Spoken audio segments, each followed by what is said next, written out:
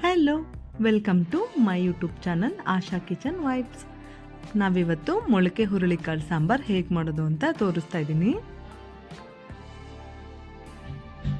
ನೋಡಿ, ಮೊಳಕೆ ಹುರುಳಿಕಾಳು ಸಾಂಬಾರು ಮಾಡೋದಕ್ಕೆ ನಾನೀಗ ಮಿಕ್ಸರ್ ಜಾರ್ಗೆ ಕಾಯಿ, ಈರುಳ್ಳಿ, ಟೊಮ್ಯಾಟೊ ಹಾಕಿ ಗ್ರೈಂಡ್ ಮಾಡ್ಕೊತಾ ಇದ್ದೀನಿ. ಸ್ವಲ್ಪ ಕೊತ್ತಂಬರಿ ಸೊಪ್ಪು ಹಾಕಿ ಗ್ರೈಂಡ್ ಮಾಡ್ಕೊತಾ ಇದ್ದೀನಿ. ನೋಡಿ, ಈ ಪೇಸ್ಟ್ ಥರ ಆಗಬೇಕು. ನೆಕ್ಸ್ಟು ಕುಕ್ಕರ್ ತೊಗೊಂಡು ಒಗ್ಗರಣೆಗೆ ರೆಡಿ ಮಾಡ್ತಾಯಿದ್ದೀನಿ. ಸ್ವಲ್ಪ ಎಣ್ಣೆ ಹಾಕಿ ಸಾಸಿವೆ ಹಾಕಿದ್ದೀನಿ, ಕರಿಬೇವು ಹಾಕಿದ್ದೀನಿ. ಇವಾಗ ಹೆಚ್ಚಿರೋಂಥ ಈರುಳ್ಳಿ ಹಾಕಿ ಫ್ರೈ ಮಾಡ್ತಾಯಿದ್ದೀನಿ. ನೆಕ್ಸ್ಟು ಟೊಮ್ಯಾಟೊ ಹಾಕಿ ಫ್ರೈ ಮಾಡ್ತಾಯಿದ್ದೀನಿ.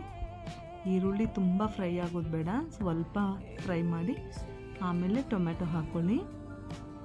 ಟೊಮ್ಯಾಟೊನೂ ಅಷ್ಟೇ ಸ್ವಲ್ಪ ಫ್ರೈ ಮಾಡಿ ಹುರುಳಿಕಾಳನ್ನೆಲ್ಲ ಹಾಕ್ಕೊಂಡು ಚೆನ್ನಾಗಿ ಮಿಕ್ಸ್ ಮಾಡ್ಕೊಳ್ಳಿ. ಎಲ್ಲ ಒಟ್ಟಿಗೆ ಫ್ರೈ ಆಗಲಿ. ಇವಾಗ ಸ್ವಲ್ಪ ಅರಿಶಿನ ಪುಡಿ, ಉಪ್ಪು ಹಾಕಿ ಫ್ರೈ ಮಾಡ್ತಾಯಿದ್ದೀನಿ.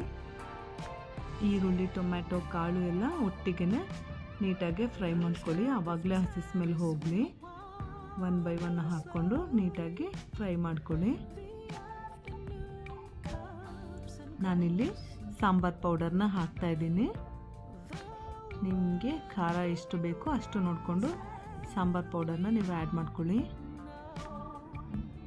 ಸಾಂಬಾರು ಪೌಡರ್ ಹಾಕಿದ್ಮೇಲೂ ಅಷ್ಟೇ ಸ್ವಲ್ಪ ನೀಟಾಗಿ ರೋಸ್ಟ್ ಆಗೋ ಥರ ಫ್ರೈ ಮಾಡಿ.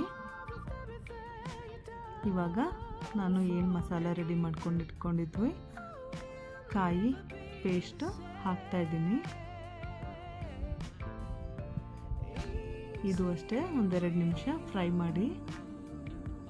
ಅದಾದ ನಂತರ ನಿಮಗೆ ಅಳತೆಗೆ ಎಷ್ಟು ಬೇಕು ಅಷ್ಟು ನೀರನ್ನು ಹಾಕ್ಕೊಳ್ಳಿ. ನಾನಿವಾಗ ಮೊಳಕೆ ಹುರುಳಿಕಾಳು ಸಾಂಬಾರು ಜೊತೆ ಬದನೆಕಾಯಿ, ಆಲೂಗಡ್ಡೆನ ಆ್ಯಡ್ ಮಾಡ್ತಾಯಿದ್ದೀನಿ. ಚೆನ್ನಾಗಾಗುತ್ತೆ ಸಾಂಬಾರು.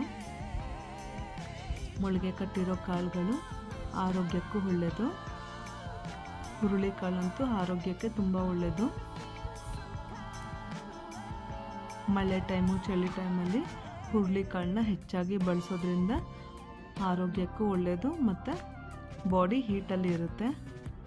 ಬೇಗ ಶೀತ ಕೆಮ್ಮು ಬರಲ್ಲ. ನೋಡಿ, ರೆಡಿಯಾಗಿದೆ ಸಾಂಬಾರು. ಬಿಸಿ ಬಿಸಿ ಮುದ್ದೆ, ಅನ್ನ, ಸಾಂಬಾರು ತುಂಬಾ ರುಚಿಯಾಗಿರುತ್ತೆ. ಮೊಳಕೆ ಹುರುಳಿಕಾಳು ಸಾರು ತುಂಬ ಟೇಸ್ಟಾಗಿರುತ್ತೆ. ಟ್ರೈ ಮಾಡಿ ನೋಡಿ.